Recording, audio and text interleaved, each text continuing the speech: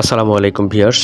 আজ আমরা ইসলামের ইতিহাসের একটি অত্যন্ত গুরুত্বপূর্ণ ও চমকপ্রদ ঘটনা নিয়ে আলোচনা করতে যাচ্ছি। এটি এমন এক ব্যক্তির গল্প যিনি একসময় ইসলামের চিরশত্রু ছিলেন, কিন্তু শেষ পর্যন্ত তিনি ইসলামের ছায়াতলে আশ্রয় নেন। তিনি হলেন মক্কার প্রভাবশালী নেতা আবু সুফিয়ান। আজকের ভিডিওতে আমরা আবু সুফিয়ানের ইসলাম গ্রহণের এই ঐতিহাসিক মুহূর্তটি নিয়ে বিস্তারিত আলোচনা করব। চলুন শুরু করা যাক। আবু সুফিয়ান ইবনুল হারিস ইসলাম প্রতিষ্ঠা হওয়ার পূর্ব পর্যন্ত ইসলামের চরম শত্রু থাকলেও মক্কা বিজয়ের প্রাক্কালে ইসলাম গ্রহণ করেন এবং তিনি নবী মুহাম্মদ সাল্লাল্লাহু আলাইহি ওয়াসাল্লামের একজন চাচাতো ভাই ও সাহাবা ছিলেন, এমনকি দুধ ভাইও ছিলেন। তার চেহারার সাথে রাসূল সাল্লাল্লাহু আলাইহি ওয়াসাল্লামের চেহারার বেশ মিল ছিল। তিনি মাঝে মধ্যে কবিতা রচনা করতেন। ইবনুল মুবারকের মতে আবু সুফিয়ান ইবনুল হারিসের নাম ছিল মুগিরা এবং ডাক নাম ছিল আবু সুফিয়ান। এ নামেই তিনি বেশি পরিচিতি লাভ করেন। আবু সুফিয়ানের পিতার নাম হারিস, যিনি রাসূল সাল্লাল্লাহু আলাইহি ওয়াসাল্লামের বড় চাচা ছিলেন। রাসূল সাল্লাল্লাহু আলাইহি ওয়াসাল্লাম ও আবু সুফিয়ান পরস্পর দুধ ভাই ছিলেন। তারা হালিমা আস-সাদিয়াহ দুধ পান করেন। রাসূল সাল্লাল্লাহু আলাইহি ওয়াসাল্লাম নবুয়ত প্রাপ্তির পূর্ব পর্যন্ত তাদের দুজনের মধ্যে গভীর সম্পর্ক ছিল। দুজনের চেহারার মধ্যেও যথেষ্ট মিল ছিল। তিনি রাসূল সাল্লাল্লাহু আলাইহি ওয়াসাল্লামের পারিবারিক লোক হলেও ইসলাম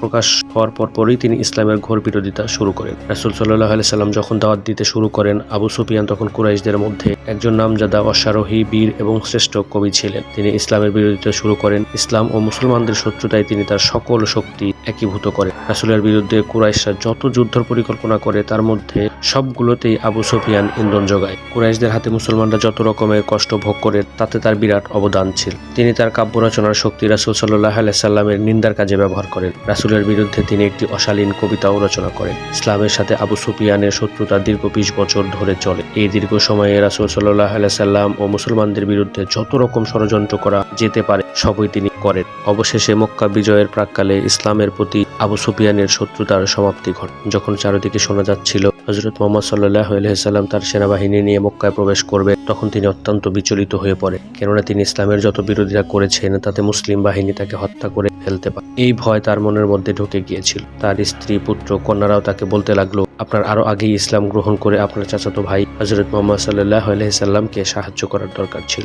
ধীরে ধীরে আবু সুফিয়ান ইসলামের প্রতি দুর্বল হয়ে পড়েন। আবু সুফিয়ান রাসূল সাল্লাল্লাহু আলাইহি ওয়াসাল্লামের মক্কা বিজয়ের জন্য মক্কার উদ্দেশ্যে রওনা হলে আবু সুফিয়ান তার পুত্র জাফরকে সঙ্গে নিয়ে রাসূল সাল্লাল্লাহু আলাইহি ওয়াসাল্লামের কাফেলার উদ্দেশ্যে রওনা হন। তারা খুব দ্রুত মক্কা মদিনার মাঝখানে আবু ওয়ার দিকে রওনা দিল। তারা আগেই শুনেছিল মুহাম্মদ সাল্লাল্লাহু আলাইহি ওয়াসাল্লাম সেখানে পৌঁছেছে। আবু সুফিয়ান খুব ভয়ে ভয়ে কাফেলা হতে নিরাপদ দূরত্ব থেকে রাসূলকে খুঁজতে লাগল। কেননা রাসূলের নিকট পৌঁছানোর আগেই তাকে শত্রু ভেবে কেউ হত্যা করতে পারে, তাই তাকে যেন কেউ না চিনতে পারে সেজন্য আগেই ছদ্মবেশ ধারণ করেছিল। রাসূলকে পাওয়ার পরে দ্রুত তার নিকটে পৌঁছালে রাসূল তার দিক হতে মুখ ফিরিয়ে নেন। তারপর আবু সুফিয়ান বিভিন্ন সাহাবা, আবু বকর, ওমর, তার চাচাতো ভাই আলীর নিকট আকুতি মিনতি করেন ইসলাম গ্রহণ ও রাসূলের প্রতি নমনীয়তার জন্য, কিন্তু সবাই তাকে ভর্ৎসনা করতে থাকে। কেউ তার জন্য সুপারিশ করতে রাজি হয়নি।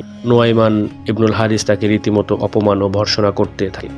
পরে আবু সুফিয়ানের চাচা আব্বাসের অনুরোধে তিনি থেকে যান। পরে আবু সুফিয়ানের বিশেষ আকুতি মিনতিতে রাসূল সাল্লাল্লাহু আলাইহি ওয়াসাল্লাম তাকে ও আব্দুল্লাহ ইবনে আবি উমাইয়াকে নিকুল উকাব নামক স্থানে ইসলাম কবুল করান। ইসলাম গ্রহণের পর মক্কা বিজয়ের পরবর্তী প্রথম যুদ্ধ হুনাইনের যুদ্ধে তিনি অংশগ্রহণ করেন। আবু সুফিয়ান এই যুদ্ধে বিশেষ অবদান রেখে রাসূলকে সন্তুষ্ট করতে চাইলেন। এই যুদ্ধে মুসলমানরা কিছুটা পিছুপা হলে আবু সুফিয়ান প্রচণ্ড বেগে যুদ্ধ করতে শুরু করেন। আবু সুফিয়ান ইবনুল হারিস এই হুনাইনের ময়দান থেকে নবীর সন্তুষ্টি অর্জন করতে সমর্থ হন। ইসলাম গ্রহণের পর আবু সুফিয়ান তার অতীত জীবনের কাজ ও আচরণ এবং ইসলাম থেকে বঞ্চিত হওয়ার কথা চিন্তা করে অনুশোচনায় জর্জরিত হয়েছেন। পরবর্তী জীবনের রাত দিন শুধু কোরআন তিলাওয়াত, কোরআনের বিধিবিধান ও উপদেশবলী অনুধাবনে অবহিত করেন। তিনি নিজেকে দুনিয়ার সকল সুখ সম্পদ হতে দূরে রেখে আল্লাহর দিকে মনোযোগী হয়ে পড়েন। তিনি সবার আগে মসজিদে প্রবেশ করতেন এবং সবার শেষে বের হতেন। মুহাম্মদ সাল্লাল্লাহু আলাইহি ওয়াসাল্লাম ইন্তিকালের পর আবু সুফিয়ান খুব কান্না করেছিলেন, যা আরবি একটি কবিতায় অতি চমৎকার রূপে ফুটে ওঠে। আবু সুফিয়ানের ইসলাম গ্রহণ শুধু তার ব্যক্তিগত জীবনেই পরিবর্তন আনে না, বরং এটি ইসলামের ইতিহাসের গতিপথকেও প্রভাবিত করে। তার বংশধারারা পরবর্তীতে উমাইয়া খিলাফত প্রতিষ্ঠা করেন, যা ইসলামী ইতিহাসের একটি গুরুত্বপূর্ণ অধ্যায়। আবু সুফিয়ানের ইসলাম গ্রহণের ঘটনা আমাদেরকে অনেক শিক্ষা দেয়। এটি আমাদের শেখায় যে কোনো ব্যক্তি যত বড় শত্রুই হোক না কেন, আল্লাহর হিদায়াত পেলে তার হৃদয় পরিবর্তন হতে পারে। এটি ক্ষমা এবং ঐক্যের গুরুত্বকেও তুলে ধরে।